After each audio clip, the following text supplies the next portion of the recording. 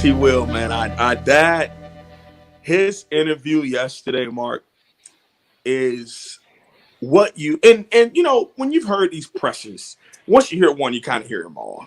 There's different category of pressers. There's like the energetic presser. There's the just do your job coach, and then there's kind of like a mix of in between. Uh, T Will was full of energy, and we haven't had a coach like that, especially at an impactful position like linebacker. I mean, talking about not just the simple stuff, Mark, of like, oh, attention to detail and playing hard and giving effort. No, no, no, no, no, no, no.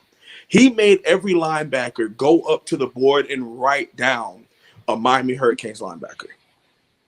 Like, not everyone write down Ray Lewis, not everyone write down John Miller, Jonathan Vilman, excuse me. Every single one of them had to sit down and write someone different and why they felt like they were good or great at the University of Miami and what they brought to the table, whether it was just the physicality, the athleticism, the leadership, all of those things. And what do they think made that player take that step up?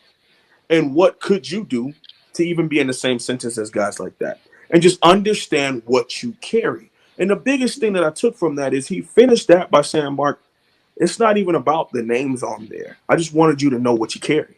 I wanted you to know what you hold when you walk around with that U on your chest. Because yes, you do play for the name on the back of your jersey, but you also play for the name in the front and the jersey on the side and the logo on the side of your helmet, man. It's playing at Miami. It's an opportunity, but it's also a privilege.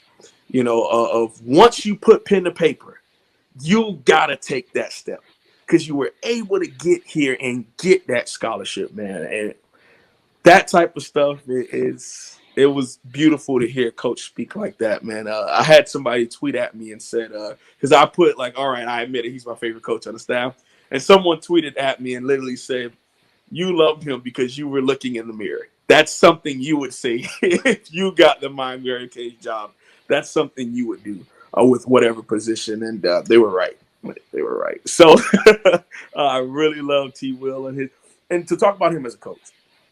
So yes, I really love what he said. That's one thing. But what he's done at Auburn, because if we're being honest, Auburn is always second fiddle to Alabama, like the arguably greatest dynasty ever in college football. And they have to be more of developers because yes, Auburn does bring in some solid 4 stars and they've had some 5 stars swing every now and again. But for the most part, they have that, top tier 3 star, lowly 4 star players is what fills their roster for majority of the time. He's been a linebacker coach there for 7 years. So he has developed their inside linebackers and their 34 multiple defense for the last 7 seasons.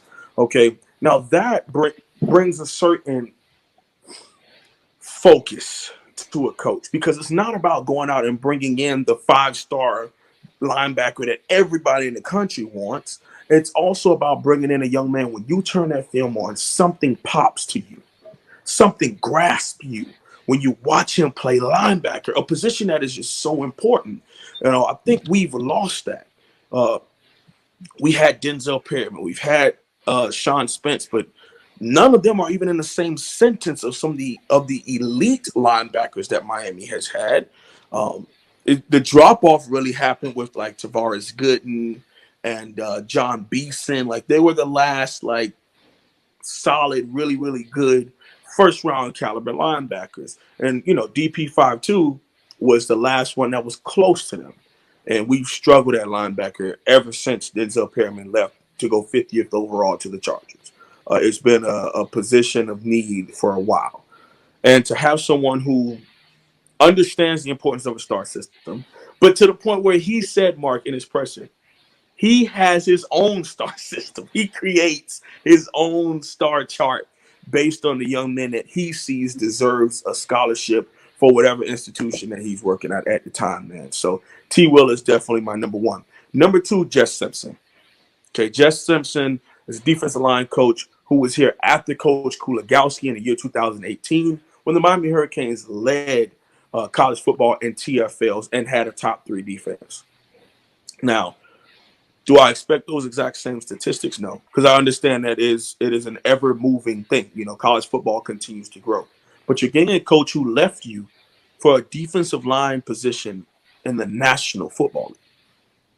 You know, it's not like he left to go to Bama, LSU, Georgia. No, no, no, no. He went to one of the only 32 jobs out there to head to the National Football League. And he, once those coaches were fired, comes down to be assistant head coach and defensive line coach here at the U. So we appreciate it. And another thing, Mark, I love to hear as a communications two-time grad. There's something that we use, and it's a term called "I can hear your smile." You know, when you're on the phone with somebody and they're talking about something that they really love, you can hear the joy and the happiness oozing out of them as they speak about it. And you could just really look at someone when they're on camera and the genuine love they have to talk about impacting young men's lives and impacting them not only as football players, but as people, as human beings. And I believe that Coach Diaz hired these coaches, and all of them spoke about that. And about the parents. Yes, the prospect. Yes, this player, he's a 4 or 5 star man. He could go anywhere. You know, what about building a relationship with his parents? What about making sure his mother understands that we want to get him a degree? What about his father understanding that I want to help build him as a young man? What about him understanding that there is an on and off the field version of you? And we want to make the best of both of those two things, okay? These coaches all spoke about that. That's Coach Jed Simpson, T. Rob, T. Will, Demarcus Van Dyke, then 4 new assistant coaches that Coach Diaz has added. That means that that is in the program, and that is either was a part of them before they got to the University of Miami, or it's something that Coach Diaz is really working on putting in the program, and that makes me happy.